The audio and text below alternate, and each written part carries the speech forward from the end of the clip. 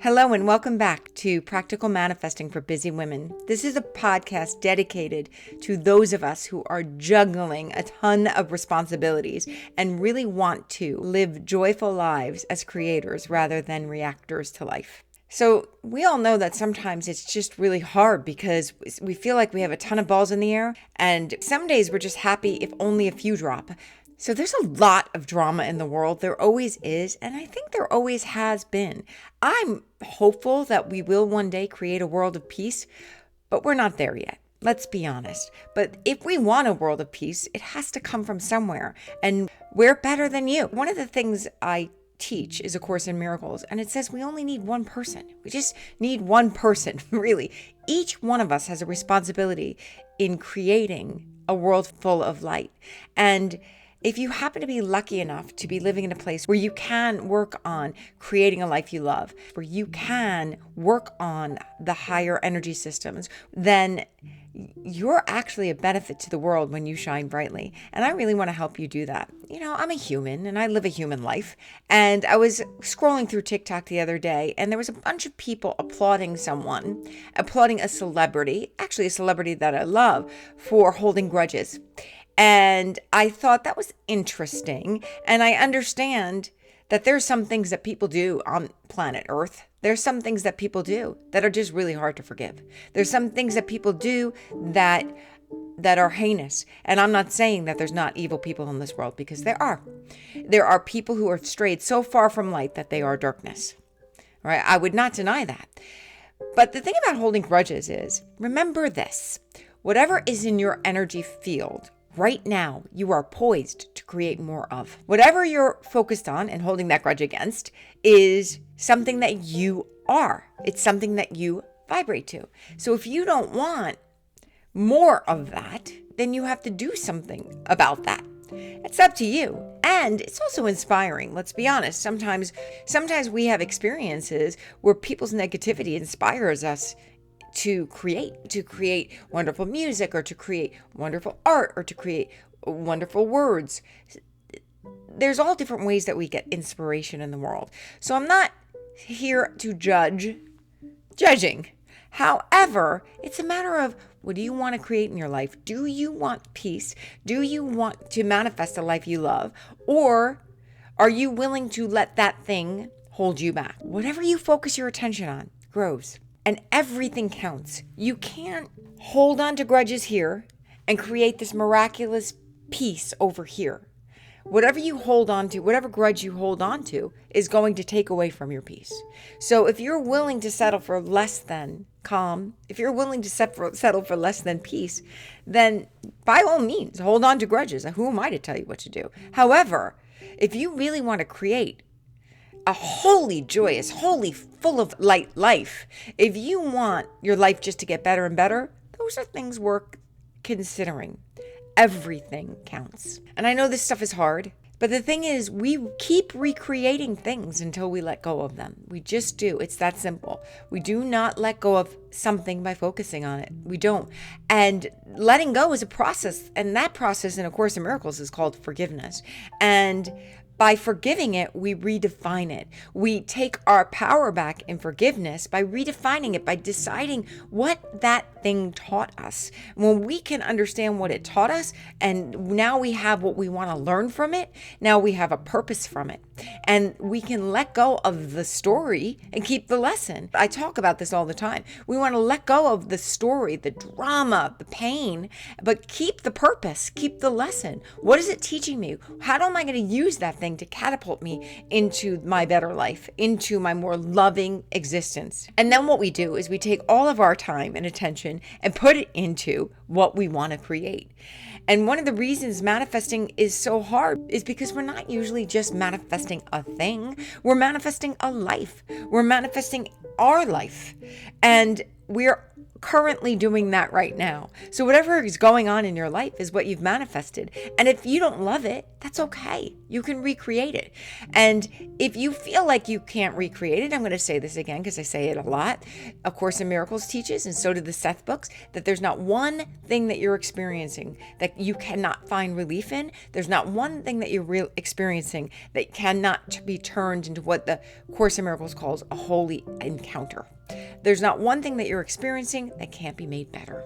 We have a lot of programming. So my goal in this podcast is to help you find ways that you can reprogram yourself, your thinking, and reprogram your energy field, but in a way that doesn't make you have to spend 35 hours a day writing and thinking and meditating. I want to help you find small snippets of time that you can use effectively so that you can start the process of changing your energy field. Of course, I do have longer programs. They're all called Empowering You. And my longer program, Empowering You, my advanced class, is for those who have more time. If you have a half an hour a day to give to this kind of stuff, then give a half an hour a day. But if you don't, please listen to this podcast and get snippets of time. That's why I've created it. So today I'm going to talk about a topic that I really enjoy when it comes to trying to focus on what I want. And why I love this topic so much, why I think this is such a great topic for busy people, is that we could do it while we could fit it in snippets of time in our busy day. And this topic is visualization. Now, I apologize to the 3% of the population that cannot visualize. I did not know there was such a thing until I actually encountered it in coaching many years ago. And then I looked it up and found out why, yes, it's a real thing. And it's called, and I may mutilate this, it's called aphantasia. I think it's how it's pronounced. So if I pronounce that incorrectly, I apologize.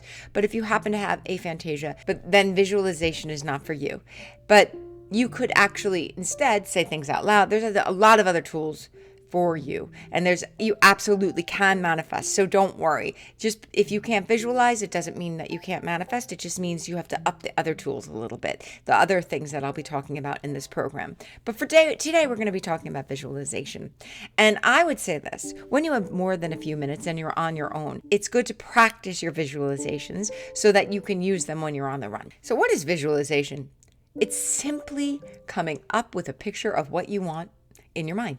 Just come up with a picture of what you want. Think about what you want, and then imagine yourself living it. Imagine yourself living it and imagine how it would feel. And that's the best way to visualize. Imagine yourself living it. Imagine yourself in the outcome of it and how it would feel. And if you can do those things, if you could do that, you're working with the law of creation, which I talked about last week, which is the law of creation says that we can't create anything until we can think about it. And anything that's ever been created was thought about first. The law of attraction states that like things are drawn together. So the more you become something, the more you attract it. The Course in Miracles describes that as having and being as the same thing. So in essence, manifesting is becoming what you want to see in the world. And how do we become it? We become it emotionally, and we believe in it. And when you can access the feeling of something and you can believe it's possible for you, and then start to see it as possible for you, and you start to live as if it's here, you're well on your way to manifesting. The problem is a lot of people will see this as crazy. And so the world is starting to come around to it because I've been teaching this stuff for a long time, and more people are learning about manifesting and starting to think that could be true and starting to prove it, because I have a lot of clients that I have worked with over time who have manifested amazing things. So let's get back to visualization. So visualizing is coming up with a picture in your head. So now I'm going to offer a tool that you can use. You can do it right now while you listen to this podcast, or if you're driving, please don't, because I'm going to have you close your eyes. So do it whenever you get a chance. If you want to do it on the fly, you could just come up with a picture. But the first thing that you say is, what do I want? How would my life be different? What would that look like? What would I be doing? Where would I be? Where would I be going? Who would I be going with? What would the weather be like in it? Am I inside or am I outside? Am I walking or am I sitting? Am I home or am I somewhere else? Come up with a picture that feels fun. When you have your right picture, when you think about it, you feel excited. When you have your right picture, when you think about it, you feel thrilled. There was a time in my life I was 50 pounds overweight, and I kept picturing myself 50 pounds lighter. And now I am that way, and I have been for a very long time. You already started the process of manifesting if you can look at your picture and feel really good about it. Once you've come up with something, start seeing if you can increase the colors. Can you increase the joy? Can you increase the fun? Can you make it even better? And then once you have a picture you absolutely love, put your hand over one of your eyes.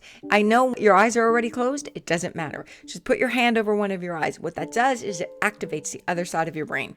Each eye controls one side of your brain. And even if that wasn't true, just try it and see, does the picture change? I find when I'm trying to create a picture in my head, if I cover just one eye, my picture changes. I've done this with countless clients. Some of them, it doesn't. So if you see the same picture with your right eye covered and it's still as bright and still as sunshiny and still makes you feel great, fabulous. If not, increase the color, increase the picture, make it happier, make it more joyful. And then once you have that, move over to your other eye and then make sure in the other eye you could see the same picture and it's still as joyous and it's still as happy and it's still as fun. Once it feels really great, take your hands away and see your picture again and see if you can increase the joy. And now you have your visualization, and use that visualization throughout your week. It took 3 minutes of work. So the goal whenever you're using that visualization throughout the week is it should feel good. It should make you feel happy every time you look at it. If it doesn't, put it away, and when you go home, increase the joy, make the picture better, and do it again. This is so great. You can do it online, at the store, at the doctor's office. When you're listening to that home music, close your eyes and visualize. I once was listening to Dr. Wayne Dyer, and he was talking about meditating, and he said everybody could find time to meditate. He said, here's a great thing. When you get to a red light, close your eyes. Don't worry. The people behind you will let you know when you're done meditating. Instead of closing your eyes to meditate, close your eyes to visualize when you're at a red light. While you're changing channels, during the commercial break, if you happen to have a commercial break, during the commercial break, visualize. Think about your picture as often as you can. I say every time you walk into the bathroom, visualize. Don't do it in the middle of a board meeting. Don't do it when you're on the phone with your boss or a client. Obviously, you want to be present. See, one of the caveats in all of the work is the most important thing that you can do for manifesting, the most important thing that you can do, the best way to manifest is to be happy in present time. So you want to make sure you stay in present time when you're visualizing. You don't want to be daydreaming in the middle of a very important task. This is a way to daydream when the appropriate time and appropriate opportunities show up. You know, when you're walking the dog, this is a good time to do it. But the most important rule is when you picture your visualization, it should make you feel happy. You want to take snippets of your day and spend them doing this. So thank you for joining me. I hope this helps. I'm going to give tools every week and little things that you can do, inspiration for you. If you're trying to become the best version of yourself and you want to be a creator, remember that daydreaming is not time wasting if it makes you feel good. The most important thing that we could do in manifesting is be in the present time, and the world is not going to support you to do it. It's just not, but I will. The world is going to say, okay, that's great, but does it pay the bills?